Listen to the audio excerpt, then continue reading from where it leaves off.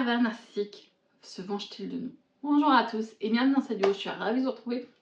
Aujourd'hui on va parler d'un sujet qui est très important. Comment est-ce qu'un PN se venge de vous lorsque vous êtes en relation avec lui, mais aussi lorsque vous l'avez quitté? Parce que le pervers narcissique est quelqu'un de très manipulateur, de calculateur. Il veut avoir le contrôle, il joue avec vous, il vous pousse psychologiquement à vous, il inverse les rôles, se fait passer pour la bonne personne, la victime, alors qu'il vous a détruit psychologiquement, il vous a asservi, il a créé une emprise. Et pour sortir de ça, ça demande beaucoup d'énergie, parce que simplement que la relation avec un PN, lorsqu'on est dedans, il y a une forme d'asservissement mental. C'est ce qu'on appelle une relation d'emprise. La peur, la manipulation, les mots, le fait qu'il casse le peu d'estime de soi que vous avez, la confiance, pour en fait vous vampiriser et avoir une personne avec qui il va pouvoir en fait jouer, se sentir supérieur, se sentir meilleur. Mais en réalité, il y a beaucoup de choses à aborder. C'est pour ça que, avant de continuer cette vidéo, je tenais à me présenter. Je me présente, je suis Priscilla Canapel, votre coach spécialisée dans les relations toxiques. Et aujourd'hui, on va voir comment le pervers narcissique vous manipule, mais aussi comment vous allez pouvoir reprendre le pouvoir sur vous, comment sortir de cette situation, comment comprendre comment il se comporte, les stratégies, la manipulation, et comment pouvoir avancer et reprendre votre vie en main pour sortir de cette relation, sortir de cette emprise et arrêter de vous laisser abuser émotionnellement par cet homme ou cette femme. Parce qu'aujourd'hui, le pervers narcissique est une personne qui utilise des stratégies systématiques et bien précises.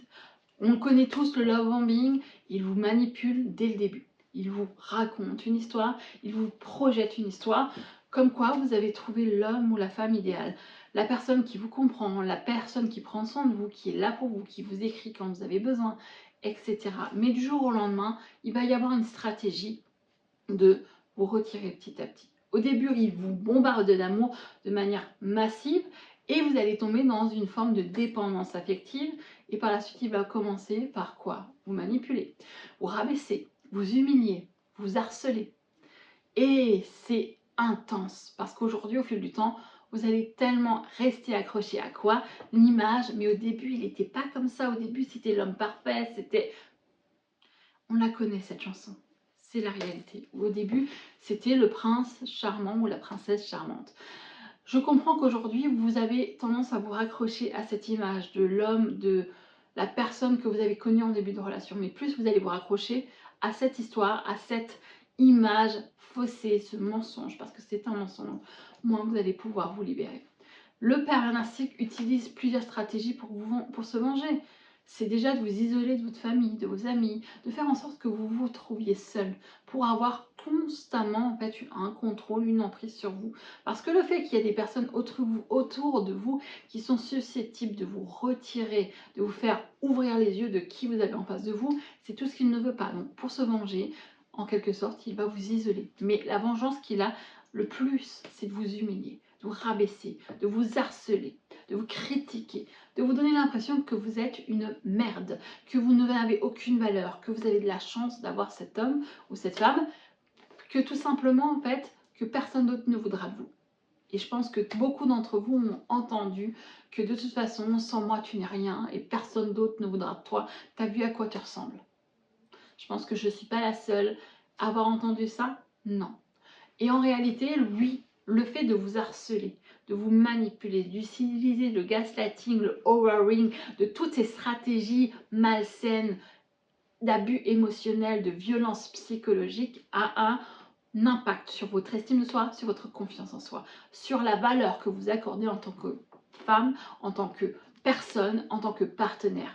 Et aujourd'hui, vous méritez d'être heureuse, mais vous ne méritez absolument pas une relation qui vous détruise, qui vous rabaisse, qui vous casse. Donc aujourd'hui, oui, le pervers narcissique vous isole, vous manipule émotionnellement, vous harcèle. Parfois, quand vous n'êtes plus en relation avec vous, il continue à vous écrire, il continue à vous harceler, à vous incendier de messages jour après jour, de toutes sortes. Ça peut être « tu es l'amour de ma vie, j'ai compris mes erreurs, je t'en supplie, reviens » ou alors « t'es une grosse salope, t'es une connasse, qui voudra de toi, je vais tout faire pour que on t'enlève les enfants, t'es une mère indigne, t'es un... » On va pas non plus, voilà. Mais en réalité, c'est ça. Ou alors, un coup, il va vous jouer de nouveau la sérénade, tu me manques, je suis désolée, etc. Et d'un coup, il va vous insulter, vous manipuler, parfois même vous harceler et vous menacer. Que si tu ne fais pas ce que je te dis et que tu ne reviens pas ou tu n'obéis pas, je vais te faire en sorte de te calomnier. Ça, c'est aussi une vengeance. La calomnie en relation et hors relation.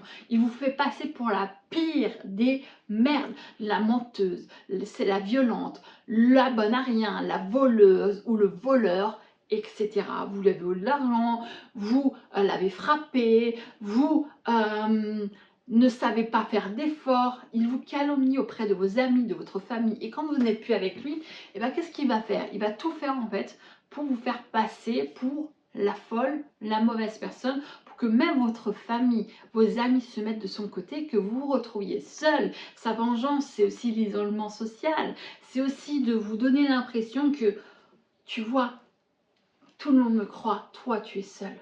Moi, je suis entourée, moi-même. Pourquoi? Parce que le père narcissique a besoin d'amour de l'extérieur, parce qu'il n'en a pas pour lui-même.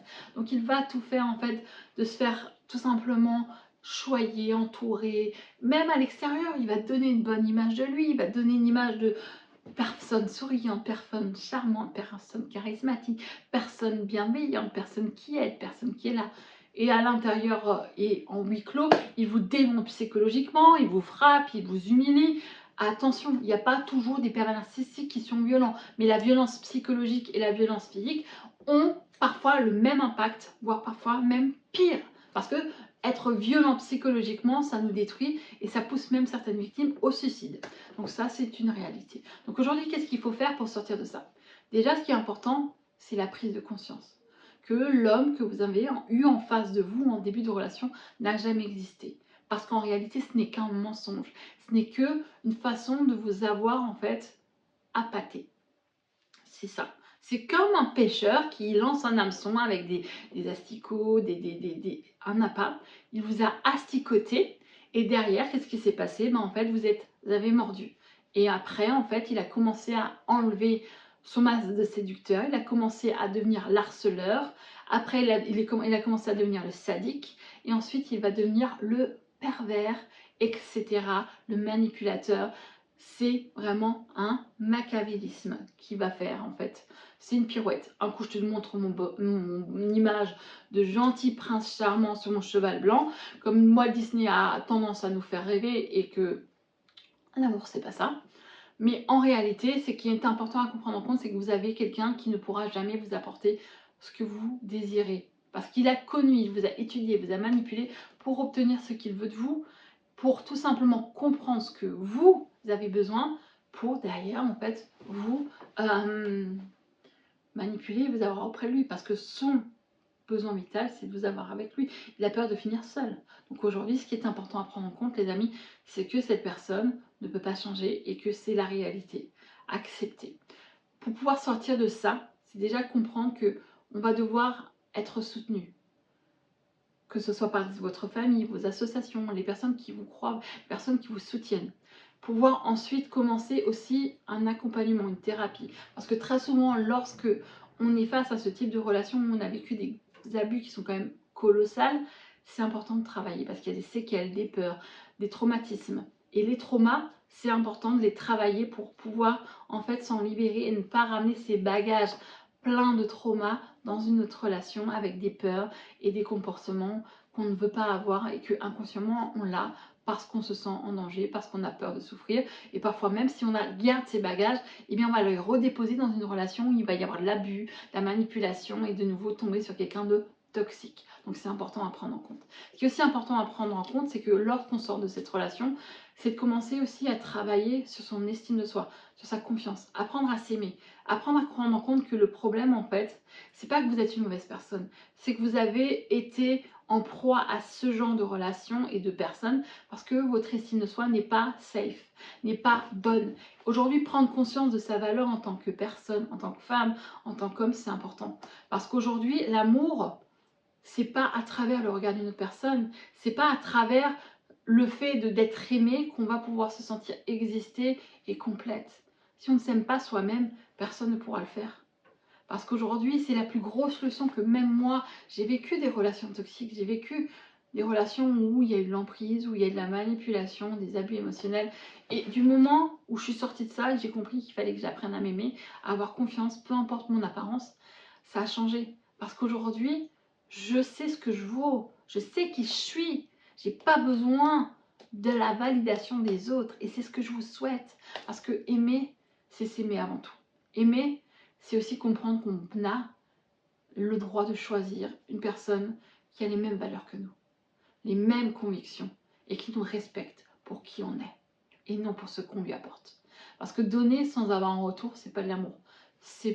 Pour moi, c'est de l'esclavagisme et c'est donner et on n'est pas heureux. Parce que l'amour, c'est censé nous élever et non nous détruire. C'est pas censé nous donner l'impression qu'on est une merde. Non, c'est de sincèrement pouvoir être en accord et être soi-même avec quelqu'un qui accepte qui nous sommes et non une personne qui nous détruit. Avoir confiance en soi, c'est important.